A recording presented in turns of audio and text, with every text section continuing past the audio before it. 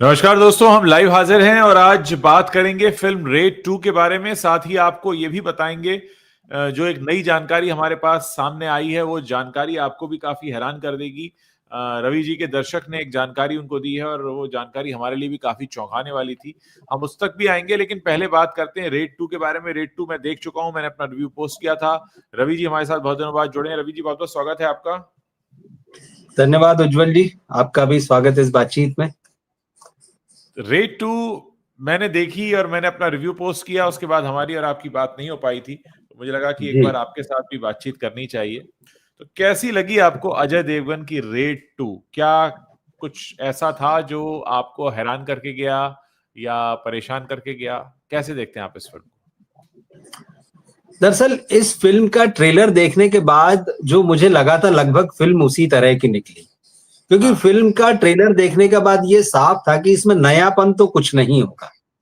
क्योंकि हम्म। रेड में हमने जो चीज देखी थी कि एक ईमानदार जो अफसर है, इनकम टैक्स ऑफिसर, वो किसी ताकतवर आदमी के घर रेड मारता है और हाँ। वो ताकतवर आदमी भी अपनी चीजों को छुपाने के लिए एड़ी हाँ। चोटी का जोर लगा देता है। वो दिखाता है जनता भी मेरे साथ है भाई, तुम अंदर आ तो गए हो पर जिंदा जा हाँ। नहीं पाओगे। वो हाँ। सारी हाँ। चीजें हाँ। हमने उसमें देख ली थी।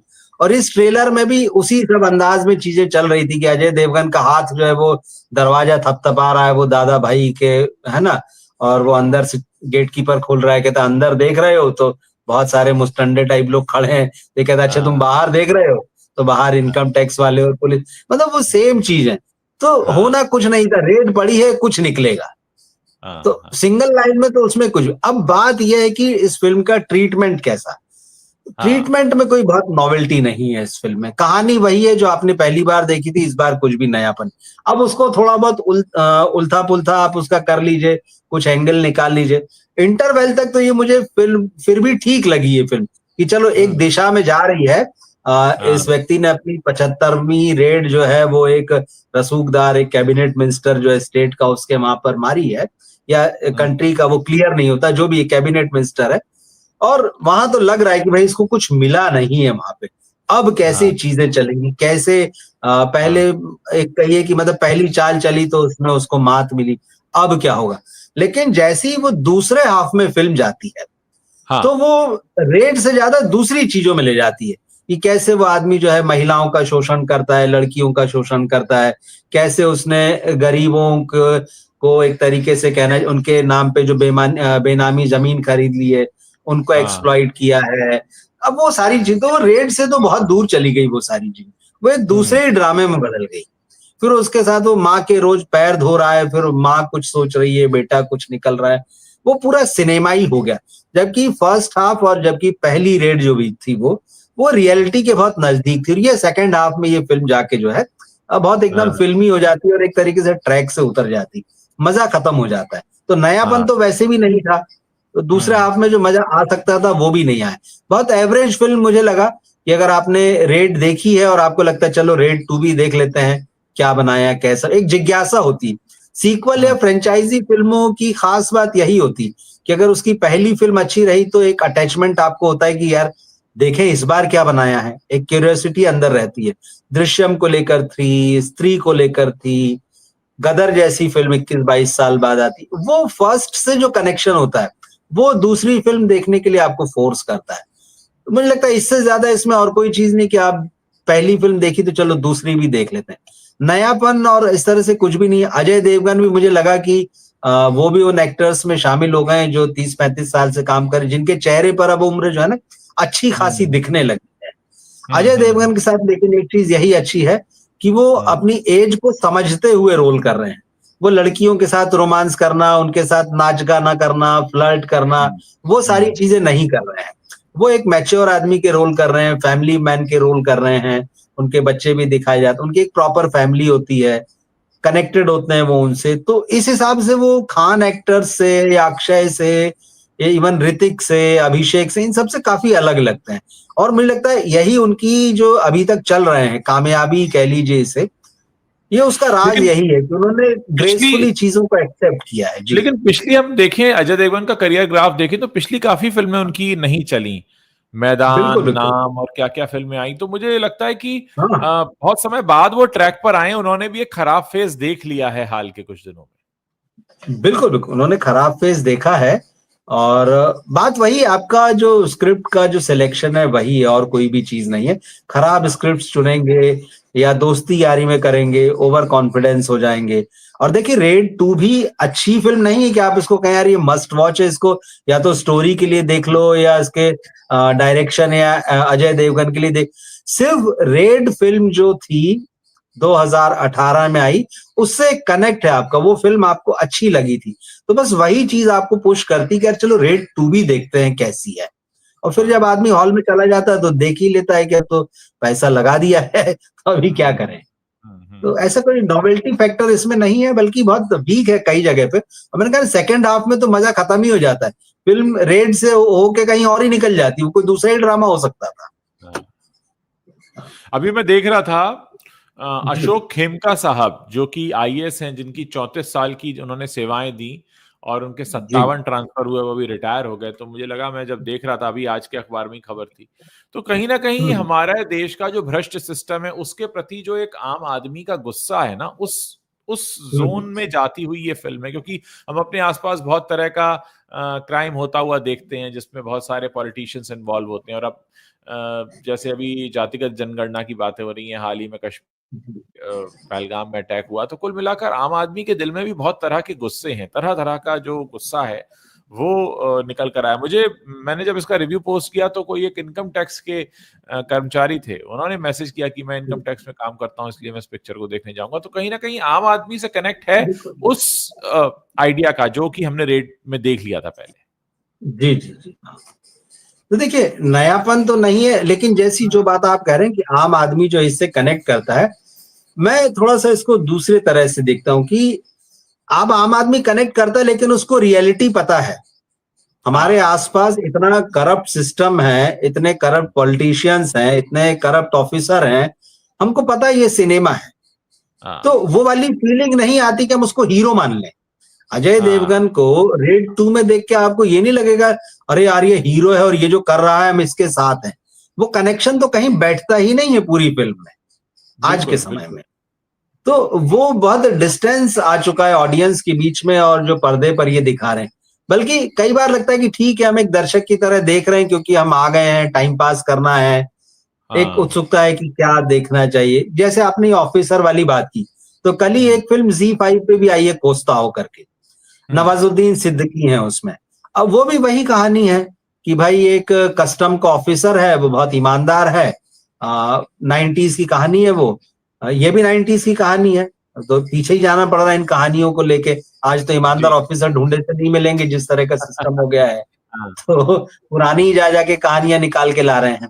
अब वो आदमी भी कस्टम वाला होता है, तो वो पता चल रहा है कि भाई 1500 किलो सोना या 150 किलो, जो भी फिगर एग्जैक्ट, एक बड़ी भारी मात्रा में सोना तस्करी होके आ रहा है, गोवा के पोर्ट पर है। वो उसको पकड़ने निकलता है, फिर उसके हाथों से जिसको पकड़ने गया है तो एक लड़ाई झगड़ा जो होता है उसमें उसके हाथ से मर्डर हो गया है। और ये हम्म वहां पर से वहां जो लोग आए हैं वो कोई कार चलाना नहीं जानता, ये आदमी हम्म भी नहीं जानता है। तो पुलिस भी आती तो ये भागता है कि पुलिस पकड़ेगी, उधर सोना गायब हो जाता है। इस आदमी हम्म के पीछे पुलिस लगी है, सरेंडर करता है, केस चलता है, इम्यूनिटी मिलती है। जो उस फिल्म बताती है कि ये इस तरह के जो ऑफिसर्स होते हैं, उनके हाथों से अगर कोई इस तरह का एक्सीडेंट हो जाए तो एक इम्यूनिटी हम्म। होती है, जो हाँ तस्करों के खिलाफ या किसी खिलाफ हाँ अगर वो मिशन पे निकले, ऑपरेशन पे। तो अब हम्म। लेकिन क्योंकि वो सोना तो मिला ही नहीं और कोई सबूत भी नहीं है कि हाँ भाई ऐसे किसी उस पे था, वो बगैर किसी को बताए हुए गया था, तो वो उसको इम्यूनिटी नहीं मिलती है। फिर उस पे केस चलता है, लोअर हाँ कोर्ट में हारता है, हाई कोर्ट में हारता है, सुप्रीम कोर्ट में हालांकि जीतता है। अब ये रियल लाइफ स्टोरी है, लेकिन आपको कनेक्शन महसूस नहीं होता है उस फिल्म में भी। हम्म अव्वल तो हम्म। पुरानी कहानी, नवाज की एक्टिंग बहुत अच्छी है, वो हाँ फिल्म उस तरह से कनेक्ट नहीं करती। तो देखिए, ऑफिसर्स की कहानियां तो हैं, आप पीछे के हम्म पन्ने जो पलटिए थोड़ा सा, तो आपको मिलेंगे ईमानदार ऑफिसर, देश के लिए काम करने वाले ऑफिसर, हम्म अपराधियों के मन में जिनके लिए डर हो वो ऑफिसर। ये सब हम्म पुराना है, नया क्या है? नया हमको कहाँ ऐसा कुछ देखने मिल रहा है? तो हम्म। हमारे सामने एक बहुत अलग दुनिया है। और सिनेमा वाले लोग इस चीज को पकड़ नहीं पा रहे हैं, या जो भी वजह है, जो आज का सच वो दिखा नहीं पा रहे हैं, वो वेल्स में बिजी है जाके। आज के सच की हम बात कर देते हैं अब। जी। आज के सच की बात कर देते हैं दर्शकों के सामने। करप्शन पर फिल्म बनाने वाले फिल्म इंडस्ट्री में ही कितना करप्शन कर रहे हैं, इसका आपने हमें बताया कि डमी शोज भी होते हैं। तो मैं अपने दर्शकों को सबसे पहले मैसेज का हिस्सा दिखा रहा हूं जो आपको आया, आपका इंटरेक्शन हुआ आपके दर्शक के साथ में, और मैं चाहूंगा कि आप बताइए कि ये पूरा क्या मामला है डमी शो का। हाँ, देखिए क्या हुआ ना, जब रेड 2 जैसे अब रिलीज होने वाली थी फ्राइडे को, तो मैं एक आध दिन पहले सवाल डाल देता हूँ कि भाई ये फिल्म आ रही है, आप देखेंगे नहीं देखेंगे, क्या सोचते हैं। तो ऐसे ही मैंने कहा था कि भाई, पूछा था अपने दर्शकों से कि भाई रेड 2 के बारे में आपको क्या लगता है, तो क्या आप देखेंगे नहीं देखेंगे, या रिव्यू पढ़ने के बाद जाएंगे, एक आध और ऑप्शन कि भाई पहली देखिए और इसकी रिपोर्ट अच्छी रही तो जाएंगे। तो यहाँ पर हमारे एक दर्शक हैं, उन्होंने नाम तो नहीं, @RRW-Q2Z करके इन्होंने अपना जो भी नाम रखा हुआ है, इन्होंने इसमें जवाब लिखा कि I will watch it tomorrow evening show. अभी तक तो सारे शोज खाली हैं, अब देखिए, I will update. New thing came to know today, they have dummy shows also to create hype. अब ये चीज मुझे थोड़ा खटकी, हम जर्नलिस्ट हैं तो तुरंत नई चीज में बजता है, ये क्या है। तो मैंने उसको लिखा कि नई चीज, dummy shows please explain, interesting. तो इस व्यक्ति ने जो है प्रॉपर लिखा, और मैं पढ़ के सुना देता हूं। उसने लिखा, will surely update, actually 2 of my friends went to the theater, it was showing almost full on BMS, मतलब book my show, they thought let's go there only and book। वहां जाकर तो उन्होंने देखा कि थिएटर खाली है, and one of the staff said, sir it was a dummy show, 18 show per day online दिखते हैं, इनमें से कुछ डमी दिखाने के होते हैं। अब आप फिल्मों के करप्शन पे फिल्म बनी है और वहीं करप्शन हो रहा है। वहीं करप्शन हो रहा है। और देखिए, ये चीज मैं और आप ढूंढ के नहीं लाए हैं, हम ये है ना, हम जर्नलिस्ट हैं, हम नजर रखते हैं, अब हर तरह से काम करते हैं, लेकिन कहीं से कोई इंफॉर्मेशन आती है, भाई यही तो फिल्म भी, जो ऑफिसर होते हैं वो भी तो यही करते हैं ना, उनका एक खुफिया तंत्र होता है, समाज के लोग जो है उनके साथ जुड़े होते हैं, वो इंफॉर्मेशन देते हैं, वो इनपुट्स देते हैं। यही स्थिति यहाँ पर है। हमारे एक दर्शक ने अपना एक्सपीरियंस हमको लिख के भेजा है कि भाई ये डमी शो भी चल रहे हैं। और ये बात सही है कि भाई आप देखिए, जब भी आप बुक माई शो पे जाते हैं या कोई ऑनलाइन बुकिंग करते हैं, तो आप देखते हैं कि फिल्म आई पहले ही दिन 18 शो, 20 शो, और एक एक मल्टीप्लेक्स के, है ना, मतलब एक एक स्क्रीन में। तो उसने बताया कि भाई 18 शो, जो वो कह रहे हैं कि मुझको स्टाफ ने बताया वहां के। तो ये एक अलग तरह का नया भ्रष्टाचार है। अभी तो हम देखते थे कॉर्पोरेट बुकिंग हो रही है, अभी तक हम देखते थे कि प्रोड्यूसर, एक्टर अपने टिकट खुद खरीद ले रहे हैं, या टिकट जो है फ्री में बांटे जा रहे हैं, एक पे एक फ्री जा रहा है। ये नई चीज सामने, डमी शो भी होते हैं। बात तो सही है कि अगर किसी थिएटर ने कहा कि भाई हमने तो 20 शो चलाए हैं, तो मैं और आप तो देखने गए नहीं, कोई भी देखने नहीं गया, उसने दिखा दिया कि 20 चलाए दिन में। तो ये डमी शो भी, अब इस डमी शो का क्या हिसाब किताब है, ये तो इनको बताना चाहिए, पूछा जाना चाहिए। या ये जो ट्रेड वाले जर्नलिस्ट होते हैं, जिनको जो कहते हैं कि भाई हमको तो हर थिएटर से रिपोर्ट मिलती है, उनको इस बारे में उन थिएटर से बात करना चाहिए कि भाई ये डमी शो का क्या चक्कर आ गया नया। तो बात यह है, आपने सही कहा कि भाई आप भ्रष्टाचार पर फिल्म बनाते हैं, लेकिन आप ही भ्रष्टाचार में गले गले तक डूबे हुए हैं। बिल्कुल बिल्कुल बिल्कुल। और देखिए, एक और, जी आप बोलिए। नहीं, मैं आपकी बात ही सुनना चाहता था, प्लीज कंटिन्यू। तो मैं ये कहता कि भाई एक चीज और हुई, हर फिल्म का जैसे आजकल होता है कि यार पहले दिन क्या ओपनिंग लेगी फिल्म, इस पे सबकी नजर रहती है। तो खैर हम ट्रेड को नहीं फॉलो करते, लेकिन फिर भी एक जानकारी तो चाहिए होती है हमें कि यार देखें फिल्म कैसी लगी। हम देख कर आए हैं, लोगों का भी रिस्पॉन्स देखा, थिएटर में कितनी भीड़ थी, आप गए तो कितने थे, मैं गए तो, हाउसफुल का जमाना तो है नहीं, 10-15 आदमी हैं, वो सब फिगर, सब आंकड़ों का खेल, बाजीगरी उसकी पूरी अपनी है। तो मैं भी देख रहा था कि भाई चलो इस फिल्म की कितनी ओपनिंग लगती है, तो हम ट्रैक करते हैं कि क्या खबर आने वाली है। तो जैसा अंदाजा था, तो ये लग रहा था कि शायद 10-12 करोड़ की ये फिल्म ओपनिंग ले सकती है, मतलब जिस तरह से पहले खबरें आ रही थी, तो ट्रेड वाले खुद इस बात को कह रहे थे। हाँ लेकिन कल रात को जो फिगर आया वो लगभग 18.5 करोड़ रुपए का है। हाँ हाँ हाँ और ये वाकई सरप्राइजिंगली बहुत कम है, बहुत ज्यादा है जिस हिसाब हाँ। से आजकल की फिल्में ओपन हो रही है। भाई अक्षय कुमार की 2 फिल्में स्काई फोर्स थी, वो 12 से 15 के बीच में उसकी ओपनिंग हुई थी। केसरी 2 में वो 7:30 पौने 8 पे थे। जाट पर का इतना जबरदस्त हाइप, रेड का तो हमने हाइप भी नहीं सुना। हाँ जाट का तो हाइप आपको सुनाई दे रहा था कि यार लोग बात कर रहे हैं उसके बारे में, और वो फिल्म भी 10 करोड़ टच नहीं करती है। हाँ हाँ लेकिन हाँ अचानक रात को देखा कि भाई इस फिल्म का तो 18.5 करोड़। तो अब हमारे पास तो नापने तोलने का कोई पैमाना नहीं, हम तो वही देखेंगे जो खबर में आ रहा है। लेकिन ये चकित करने वाला था।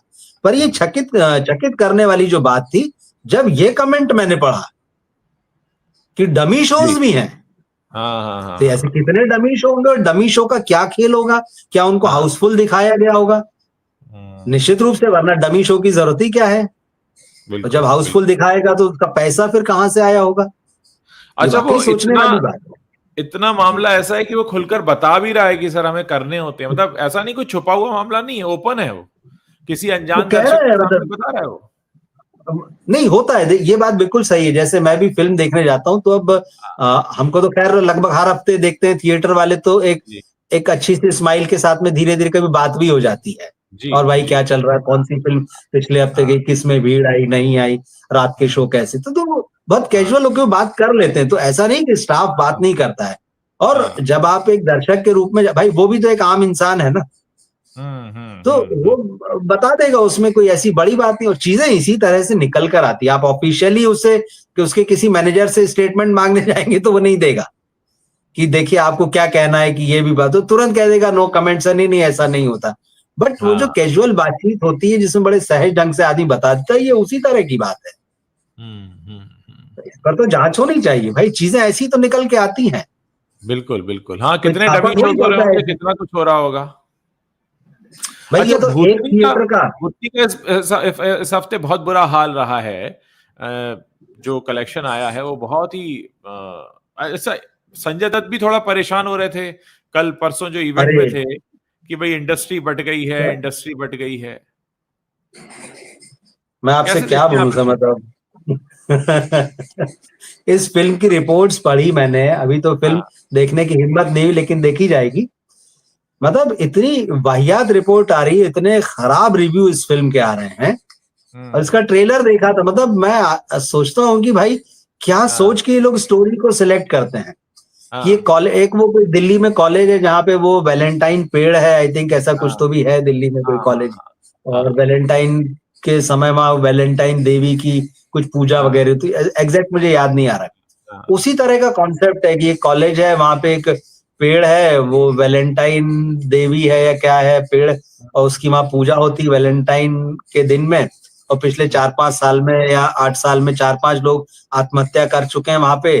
संजय दत्त भूत भगाने वाले बाबा बने हुए हैं। फिर एक लव स्टोरी भी इधर चलती है, तो उनकी अपनी भी लव स्टोरी कुछ भूत भूतनी के साथ जुड़ जाती है। उस पे जो पेड़ जो जिसको वैलेंटाइन देवी मान के पूज रहे हैं, वहां शायद भूत है, और संजय बाबा जो है वो आते हैं उस भूत को पकड़ने या भगाने के लिए, तो शायद उनका कुछ पुराना कनेक्शन निकल आता है। मतलब इतना नॉनसेंस आइडिया है ये, अब इसके ऊपर आप फिल्म बनाए। ट्रेलर देखना मुश्किल है, लेकिन संजय दत्त की चिंता वाजिब है अपनी जगह पर, ऐसा नहीं है कि इंडस्ट्री बट गई है और ये सारी चीजें। इंडस्ट्री बटी नहीं है, इंडस्ट्री बांटी गई है। इंडस्ट्री अपने आप नहीं बट गई है। इंडस्ट्री करण जौहर जैसे लोगों ने बांटी है, जो अपना कॉफी वाला शो लेकर आए, उसमें कुछ खास लोगों को उन्होंने वेलकम किया, कुछ खास लोगों पर उन्होंने छींटाकशी की, कुछ खास लोगों को उन्होंने आगे बढ़ाया और बताया कि हम सुपीरियर है, बाकी सारे पानी कम है। ये बांटी गई है। संजय दत्त भले ही ठीक है, वो करण जौहर वाले लीग में आते हैं, क्योंकि भाई उनकी एक लेगेसी है, एक वो अच्छी फैमिली से आते हैं, फिल्म फैमिली, बड़ी फैमिली, पॉलिटिकल भी है वो कहीं ना कहीं। अब करण जौहर उनको तो दबा नहीं सकते, करण जौहर उनको साइड लाइन तो कर नहीं सकते, तो करण जौहर की भी मजबूरी कि भाई उनको लेके चलना पड़ेगा। लेकिन ये जो सारा कुछ हुआ है, ये इंडस्ट्री बांटी गई, अपने आप नहीं बटी। पहले तो सब बराबर होते थे, अभी क्यों ऐसा अचानक ये हो गया है? और उसके बाद पूरी बेशर्मी से जो आप ये नेपो किड्स को लॉन्च करते जा रहे हैं। शाहरुख खान कल वो वेव्स में कह रहे, नहीं मेरे लिए तो ये डिबेट जो है, मुझे एग्जैक्ट वर्ड्स याद नहीं आ रहे हैं, तो मतलब इस डिबेट का कोई मतलब नहीं, उनका कहना है कि इनसाइडर वर्सेस आउटसाइडर। भाई अब आपके बच्चे लॉन्च होने वाले हैं तो आपको इस डिबेट में कुछ नजर नहीं आएगा। और आप भी कितनी रसूखदार फैमिली से आते हैं ये भी सब जानते हैं। बिल्कुल भैया जब आपके पास सारी चीजें हैं, आप अपने बच्चों को लॉन्च करने वाले हैं, आप नेटफ्लिक्स के दरवाजे पे खड़े हो जाते हैं तो आपका वेलकम होता है। तो आपके लिए इस डिबेट का कोई मतलब नहीं है। लेकिन वो जो नीचे वो जमीन पे खड़ा डिबेट होकर शाहरुख खान के स्ट्रगल लिए कर हो रहा भी नहीं है, रही है ना, वो डिबेट शाहरुख खान के लिए हो भी नहीं रही है। वो शाहरुख खान के लिए नहीं, वो होगी, उनके बच्चे जब आएंगे हाँ वो तब लोगों होगी। को समझा रहे हैं हाँ वो अपने भाषण में लोगों को समझा रहे, नहीं नहीं मतलब आजकल लोगों में आ गया कि मैं हाँ दिखूं, सब मुझे देखें। मतलब ये अच्छी चीज है, पर लेकिन फिर भी आप उसका लेक्चर दे रहे हैं। तो आप अपने बच्चों को समझा लो ना कि भाई जो आपकी बेटी फिल्म में आने वाली है, क्या रे बेटा इसमें क्या रखा है कि लोग मुझे देखूं, मत पड़ो पीछे मुझे देखूं। लेकिन आप तो खुद भी, आपको भी देखना है हमको, और फिर आप कह रहे हैं आप मेरी बेटी को भी देखो। इस तरह की चीजें ये लोग करते हैं ना, ये लोगों को समझाते कुछ है और करते कुछ है। तो ये बॉलीवुड अब उतनी इजी जगह नहीं रह गया है कि आप इसको बहुत सिंपल ढंग से एक्सप्लेन कर सकें। देखिए तो राजनीति इन्होंने संजय खुद ही दत्त, घुसा हाँ, दी है, यहाँ पे पॉलिटिक्स तो खुद ही घुसाई है इन्होंने। खुद ही आज अगर घुसाई है, संजय बिल्कुल दत्त खुद ही। आज अगर संजय दत्त ये बात कह रहे हैं तो ये देखिए ना कि इंडस्ट्री की एक पुरानी फैमिली से ताल्लुक रखने वाला शख्स जिसने करीब 30 से ज्यादा साल बिताए हैं इस इंडस्ट्री में, वो इस बात को कह रहा है। 40 हम कह सकते हैं, करीब बिल्कुल। अर्ली 80s में लॉन्च हो गए थे संजय दत्त। तो हाँ, मतलब आप ये खुद अंदाजा लगाइए ना कि आज अगर ये शख्स कह रहा है जिसका नाम संजय दत्त है, तो वाकई है ये चीज। अब वही है कि ये तब बोलते हैं जब खुद के चोट लगती है, जब खुद को दर्द होता है तब बोलते हैं। सही। देखिए हम राजनीति संजय की दत्त बात ने तो कर रहे हैं। हाँ जी, प्लीज, हाँ बताइए। संजय दत्त ने तो अपनी बेटी को नहीं आने दिया। वो हाँ इस इंडस्ट्री की हकीकत को खूब अच्छे से जानते हैं। बिल्कुल। तो नहीं आने दिया। और बहुत हाँ सारी फैमिलीज हैं, बच्चन फैमिली ने नहीं आने दिया, बेटा आया उनका। राज कपूर के समय तक जो है कपूर खानदान की कोई लड़की जो थी, बहू जो थी, वो फिल्मों में नहीं आती थी। और ऐसे बहुत हाँ सारे लोग हैं जिनके हाँ बारे में या तो आप नहीं जानते हैं या जिन्होंने इस बात का प्रचार नहीं किया कभी भी। हाँ उन्होंने अपने बच्चों को दूर रखा इस इंडस्ट्री से। जी। तो इस इंडस्ट्री की हकीकत क्या है ये तो सब जानते हैं। एक तरह के पावर गेम में बदल चुकी है, क्योंकि इससे हाँ सिर्फ सिनेमा बस नहीं जुड़ा है, इससे जी। अब बहुत सारा पैसा, पावर और पॉलिटिक्स जुड़ गया है। तो इसमें ये बस नहीं कि हम पर्दे पर आ रहे हैं और अपना टैलेंट दिखा रहे हैं। उतनी बात होती तो बात अलग थी, हम्म फिर आपको इतनी सारी बातें करने की जरूरत नहीं पड़ती। अब इसमें एक साथ बहुत सारी चीजें जुड़ गई हैं, बहुत कुछ हाँ स्टेक पर लग गया है। इसलिए ये समझाया जाता लोगों को कि आप मत आइए, आप दूर हम्म रहिए, इसका क्या मतलब है। दार्शनिक हो जाते हैं वहां पे आप। लेकिन आप अपने वालों को जरूर प्रमोट करते हैं, और जिनको नहीं देखना चाह रही पब्लिक, उनको भी करण जौहर बार बार लेके आते हैं, इसी को देखो, इसी को देखो, इसी को देखो।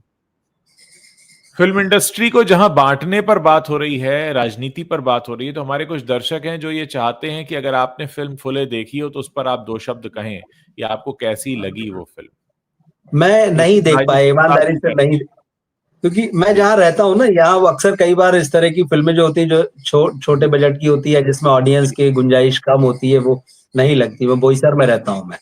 जी जी तो जी। वो चीज है, तो मुंबई जाना पड़ेगा मुझे। हालांकि अब वो कई जगहों पर नहीं है फिल्म, तो या तो हाँ मैं हाँ हाँ। ओटीटी पर आएगी तब मैं वेट करूंगा। मैं अब तक तो बात कर चुका होता, अगर मैंने जी रिव्यू भी नहीं किया इस फिल्म का, कुछ जी लोगों ने कहा भी था मुझसे। जी। लेकिन अब नहीं देखी, सुना जरूर है, लेकिन ठीक है, फिल्म देख के ही हम बात कर पाएंगे। बिल्कुल बिल्कुल बिल्कुल बिल्कुल। मेरी कल आपसे हाँ चर्चा हो रही थी, आपने जी।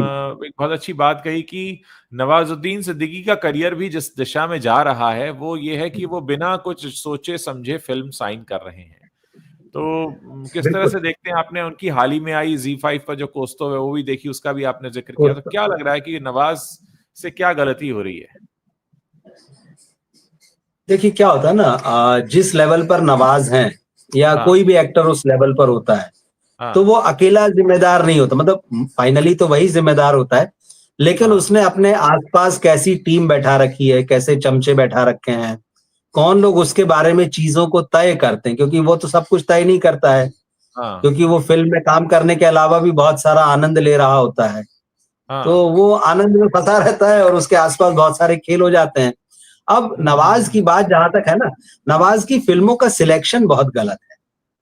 हाँ। एक तो क्या हुआ ना, उनको थोड़ा सा एक वो इंटरनेशनल सिनेमा वाला चस्का लग गया। उनको लगा हम्म। कि यार मैं तो बहुत बड़ा इंटरनेशनल स्टार हूँ, मेरे अंदर वो चीज है। और हम्म। मेरे मतलब वो, आप उनसे बात करेंगे तो वो विदेशी फिल्मों के बारे में, विदेशी फिल्मकारों के बारे में ही बात करेंगे। मेरी जब भी बातें हुई, हालांकि इधर 4 एक साल हो गए शायद उनसे बात नहीं हुई, लेकिन उनका हम्म। एक और खैर उनका लेवल वो है, मैं बिल्कुल मना नहीं हाँ। करता। आज के समय में जो बेस्ट एक्टर्स है हमारे पास में, आप उनको, नवाज को उनमें आराम से टॉप 5 में रख सकते हैं। और उनका टैलेंट, मतलब मैं नवाज की हर फिल्म देखता हूँ, मैं आपको सही बताऊं, जी। भले ही वो फिल्म खराब हो, मुझे ये पता है कि नवाज का काम खराब नहीं होगा। और हाँ। नवाज को काम करते देखते हुए मुझे कई बार पर्दे पर जैसे पोएट्री देख रहे हैं, मुझे ऐसा फील होता है। हम्म। गुस्ताव में भी कुछ सीन है, आपको लगता है हम्म। कि जैसे कोई कविता चल रही है पर्दे पर, आप उसको देख रहे हैं, वो इतना फ्लॉलेस होते हैं। तो उनको हम्म। देखना तो बहुत अच्छा लगता है, लेकिन फिर बड़ा दुख भी होता है कि ये हम्म। कलाकार जो है हमारी आंखों के सामने खराब सिलेक्शन की वजह से, अब चाहे वो उनका सिलेक्शन हो या उनकी टीम का सिलेक्शन, वो लगातार डूब रहा है, लगातार जो है वो सिंक होता जा रहा है धीरे धीरे। और कैरियर वाइज भी, और कई बार होता है आपकी पर्सनल लाइफ की प्रॉब्लम्स होती हैं, वो भी हावी हो जाती हैं। तो उसने बिल्कुल। एक तो उनकी इमेज को भी बहुत नुकसान पहुंचा है। वरना सोचिए, नवाज ने जिस जगह से शुरू किया, मतलब लगभग एक्स्ट्राज जैसे कैरेक्टर से, और उसके बाद हम्म। वो आमिर के साथ आते हैं, शाहरुख के साथ आते हैं, सलमान के साथ आते हैं, और वो लोग बड़े गर्व से इनको अपनी फिल्म में लेते हैं कि यार इसके होने से हमको सपोर्ट मिलेगा। और सच है हाँ। ये, नवाज के साथ अगर स्टार्स काम करते हैं तो उनको पता है कि ये पैरेलल है। हाँ। नवाज जिस भी बड़ी फिल्म में आए, वो ऐसा नहीं आए कि सेकेंडरी हैं, वो पैरेलल हम्म। हैं। उन्होंने खलनायकी भी की, उन्होंने हर तरह, मतलब रोल की तो खैर बात ही करें, तो उन्होंने साबित किया खुद को। और जो अलग अलग फिल्में भी, जो अलग तरह की जो फिल्में, जो जैसे उनकी फोटोग्राफ फिल्म बहुत प्यारी है, मुझे बहुत पसंद है। रमन राघव, मतलब उनके जैसा परफॉर्मेंस जो दिया है वो कोई नहीं कर सकता है। तो इस हाँ। जैसे कोस्टाओ में भी, लेकिन बात वही है कि उसके अलावा आपने ऐसी ऐसी फिल्में सिलेक्ट की हैं हाँ। कि आम आदमी उसको देखना ही नहीं चाहता। जब आपने आम हम्म। दर्शक से अपना कनेक्ट खत्म कर लिया है, जब आपने ये सोचना बंद कर दिया है कि आम दर्शक क्या देखना चाहता है, वो काम मैं करूं, और अगर मैं वो नहीं करूंगा, भाई एक नेता क्या करता है, एक हाँ। नेता जो है वो कैसा भी हो, अपनी नेतागिरी में ये जरूर ध्यान रखता है कि पब्लिक मुझसे क्या चाह रही है और क्या सुनना चाहती है। हाँ। हाँ। हाँ। हाँ। वो वोट दे न दे, उसको ताली बजवा लेता है ना, उसको पसंद ना पसंद करे, लेकिन जिस वक्त वो सामने होता है वो ताली बजवा लेता है। तो वो कनेक्ट है। नवाज ने सोचा, या नवाज जैसे जो एक्टर होते हैं वो एक ऐसे बबल में चले जाते हैं कि यार अब हम तो बहुत बड़े आदमी हो गए, अब हम बहुत बड़े हम्म। कलाकार हो गए, हमारा लेवल अलग हो गया है, हमारे लेवल के लोग यहाँ पर नहीं है, उनको हमारी बात समझ में नहीं आएगी और हमें उनकी सुनना नहीं। तो वो अपने अब आप ये देखिए, जो कोस्ताओ जो है, ये फिल्म जो अमेरिका की डायरेक्टर है, ठीक है, हम्म। इंडियन है, सेजल शाह जो भी है, लेकिन आप बाहर इससे पहले भी एक और कोई फिल्म वो कर रहे थे, शायद विदेशी डायरेक्टर या एक्ट्रेस ही। उनके कनेक्शंस धीरे धीरे उसी तरह से कि यहाँ काम नहीं करना उनको, फिल्में ऐसी करनी जो इंटरनेशनल सर्किट में जाएं, इंटरनेशनल फेस्टिवल्स में जाएं। अब वो होता हम्म। है कि वो फिल्में चलिए बाहर नाम कमा लें, उनको वहां और सम्मान मिल जाए, लेकिन ये जो उनका अपना ग्राउंड है वो खो रहे हैं इसको पूरी तरह से। अब आप समझ, मैं कितना समय हो गया मुझे याद नहीं कि किसी शायद हीरोपंती 2 में वो आखिरी बार आए थे विलेन बन के टाइगर श्रॉफ के अगेंस्ट। लैला नाम था कैरेक्टर का, ऐसा कुछ तो भी। हाँ। उसके बाद से गायब है 4-5 साल से, मैं किसी मेन स्ट्रीम फिल्म में आप उसको देखिए ट्रू। नहीं दिखेंगे हाँ। ना, उनके नाम की चर्चा दिखती है कि आमिर की हम्म। फिल्म में उनको लिया जा रहा है, कि शाहरुख की या सलमान की या ऋतिक की या किसी की भी, मतलब या अक्षय, हाँ। वो जो मेन स्ट्रीम के आपने खुद को उससे काट लिया है। और शायद वो हाँ। आपके दिमाग में एक चीज बनी हुई है कि मेरा लेवल अब अलग हो गया है, और हाँ। देख रहे हैं तो, लेकिन या तो आप उस लेवल की फिल्म कीजिए भाई, फिर आप ये हम्म। कोस्ताओ टाइप कहानी मत कीजिए, फिर आप मत। स्क्रिप्ट पे ध्यान दीजिए ना। फिर आपके पास स्क्रिप्ट भी उस लेवल की हो, इंटरनेशनल लेवल की स्क्रिप्ट हाँ। होती है, वो बॉलीवुड लेवल की भी नहीं होती है, काम आप हम्म। इंटरनेशनल लेवल का करते हैं, तो कहाँ हाँ। से बात बनी। हम खत्म होते हुए देख रहे हैं धीरे धीरे नवाज को, मुझे ऐसा लगता है। आपकी बात से मैं इत्तेफाक रखता हूं, क्योंकि मैं भी नवाज, जैसे एक इरफान और एक नवाज, मतलब मॉडर्न डे में अगर हम बिल्कुल बात करें, आज के सिनेमा में बात करें, तो इरफान और नवाज दो ऐसे लोग हैं कि अगर ये फिल्म में है तो देखने का मन करता है कि भाई ये है तो बिल्कुल, इनके लिए फिल्म देख लो, कहानी क्या है, इनके डायरेक्टर क्या है, वो सब रहने दो, इनकी परफॉर्मेंस देखने के लिए। लेकिन हाँ, जिस स्तर का नवाज ने काम किया है, जो उनका कैलिबर है आज की डेट में, उस लेवल का उनका काम निकल कर नहीं आ रहा है। शायद स्क्रिप्ट सिलेक्शन सही नहीं हो रहा है, या वो खुद समझ नहीं पा रहे हैं कि वो कहाँ खुद को फोकस करें, किस दिशा में लेके जाएं।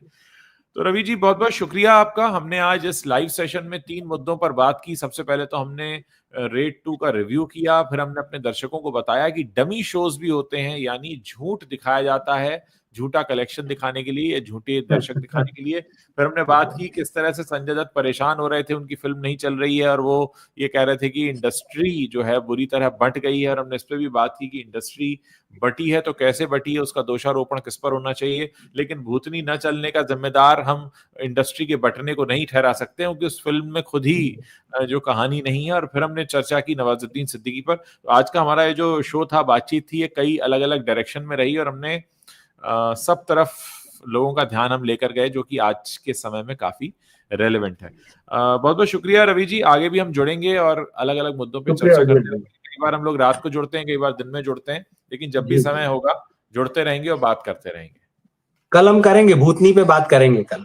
जी देखते हैं। चलो ठीक है, जुड़ते हैं। Thank you. Okay okay, thank you.